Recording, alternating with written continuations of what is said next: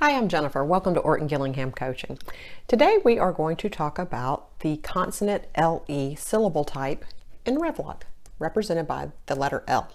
Revloc is our system of labeling syllables, and we've already discussed the closed, open, and R controlled, magic E, and now we're at the L, and it's the fifth one.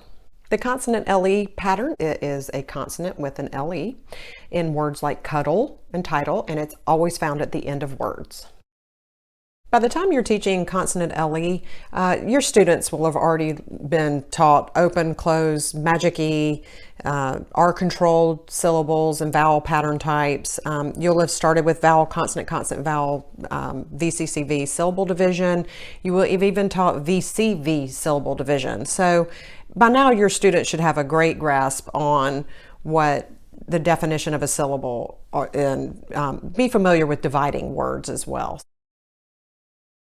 Teaching consonant LE, I teach it as a syllable right off the bat. This is the one time you're not going to hear me say, get out your phonogram cards. One thing to be sure and tell your students is that this will always be at the end of a word. And consonant LE, as I mentioned, has no vowel sound. The E is the only vowel and it's silent. So what are the consonant LE syllables? They are BLE, bull, DLE, dull, FLE, full, GLE, gull, PLE, pull, TLE, tull, and ZLE, zul.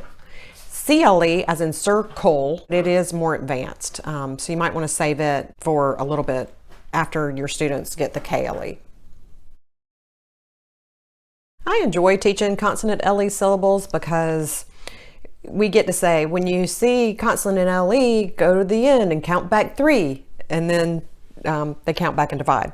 There's two types of consonant LE patterns, and that is puzzle and table. Puzzle is going to be a closed syllable with the BLE, and table is an open syllable with BLE. In puzzle words, you have students underline the vowel and the BLE, and then code it, closed, and L for LE. So then you would put gobble, and then here's handle. Same thing, underline the A, and then underline the BLE, go to the end, count back 3, divide, write it here, code it, closed, L for the LE, consonant LE. And then same thing with table, underline the A, go to the end, count back 3, then they're dividing, they're writing stay, and then bull. So you have an open syllable and consonant LE. So a note to make about this. Normally, we would keep blends and digraphs together. So a word like spackle, we would want to, in other rules, we'd want to keep that together. In consonant LE, we actually do split it up. So a word like pickle, it would be PIC, divide. You still go to the end, count back 3 and divide. And that's to keep that vowel short. So this is the one time we break that rule. Always exceptions. You're also going to have some other exceptions, like the word tangle or angle. According to the rule, you go to the end, count back 3 and divide, so that the N and the G it would be tangle, a short A, but it's not, it's tangle. This is just the nature of phonics, and it's most of the time. So I treat these words as advanced and make sure the students know the rule first. So I would not use words like tangle in a beginning lesson. Another thing to note when you get advanced is you'll add in words like turtle. So you'll have an R-controlled syllable in that first part. The key is to start simple and then get more advanced. But they will have already had R-controlled vowels, so a word like turtle shouldn't throw them off or anything. It's just that when you first start to introduce consonant LE, stick to table and puzzle words and those groups of words, and then you can get more and more advanced and use your other syllable types. The first activity I like to do is just have these little cards from my Scope and Sequence Workbook 2. I go through a lesson and just talk about the syllable type, let students know that it's always at the end of the word, that the E is silent. We go through, we start reading these. They're kind of phonogram cards, but not really. But just reading them, getting used to. I may even give them like words, say a word, bubble, handle, or whatever. I mean, you know, I might just go through and say a word with it, but mainly I'm getting them to look and say, okay, that's bull, that's dull. And then we may do some writing them making sure you hear them. The whole thing is we want it to be kinesthetic, we want it to be visual and auditory. So if you get those three things in, you're doing well. So that's why we want to see it, we want to write it, want them to hear it. We say it, they say it. Okay, let's write it. You can have them looking at it first, and then you may put it away. But the point is to get this ingrained, get this automatic. Another activity I like to do is sorting syllable types under the appropriate letter of Revlok. So this is a freebie on my blog, and you could just cut these all out, cut this as a band. If they haven't done it, cross it out, because you don't want to give them vowel teams if they hadn't covered it. But so then you just cut these little things out and have them place it. Now I thought of something you might want to do in a classroom situation, or you could do it with one student too. It would be kind of fun, but do them on big pieces. Put REVLOC, or like I said, if you hadn't done one, don't use it. But put them on big pieces of paper, and you could give each student, even in small groups, you could give them more than one, and put those big pieces of paper, the Revlok, on the board, and then have each student either come up and tape theirs, or have them all come up at one time and try and sort through them. And they can help each other or something. And then, of course, make it interactive. We want to be reading the syllables. We want them seeing them. And then maybe they can write their own syllables somehow too. That's another way to do it, is you could have each person write a syllable that they want to write and bring it up to the board and everybody read it to make sure that they're grasping it. The other thing you could do is give each student, if it's a small enough group, you can give them a syllable. Okay, you write con. Okay, you write me. Okay, you write bull. And they have to hear it and write it, and then bring it up to the board and tape it.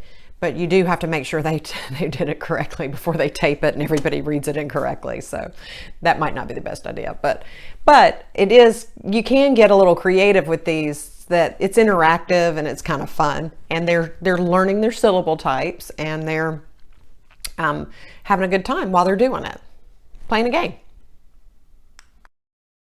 Next activity is just worksheets. We introduce puzzle words, we introduce table words, and like I said before, earlier in this video, we have them dividing and putting them, labeling them, and then also have them read some words, read some sentences, just good old-fashioned worksheets.